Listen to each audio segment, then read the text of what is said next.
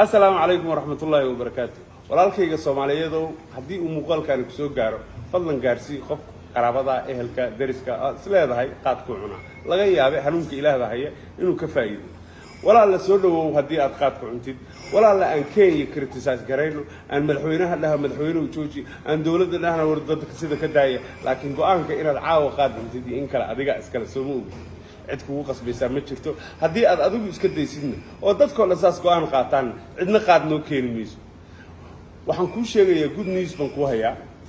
inta aad good news u gudbin waxaan ku sheegayaa haddaad 8 saacadood maalinkii qaad cunto halkii sano 3 bilood oo kamid ah walaal meel baad fadhidaa ma cibaadaysan ma aad shaqaysan 10 sano haddaad qaad cunaysid 3 years oo kamid ah noloshaada qaad un baad u fadhidaa mana aad shaqaysan mana aad cibaadaysan laakiin good news baan ku hayaa haddii aad isleedahay qaadku hadda kula tago ma deyn karo ogow raka horreeyay oo god ku jiray oo anigaygan ka hadlay kula mid ahay ayaa jira oo god ka soo baxay taariikhduna weli lama sheegin labana maqal labana arag qof qaad inta iska daayay ka shalaayay anigaygan kula hadlayna ka soo qaado mar kale waan cuni jiray godkan ku jiray adigoo kale aan ahaan jiray ilaahay baa ii gargaaray adigana wanaagi iyo nacaawda aan ku jiro ayaan kula rabaa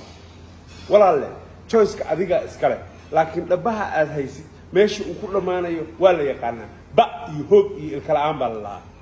self confidence-gaaga iyo hankaaga hadduu dhaawacmay don't worry way kaban doonaan waxaas gabdhaha yararka ay hadda arkaysid oo marka ay ku agmarayaan saas isaga ka aruuriya waxaad arki doontaa markaad qaadka iska daysid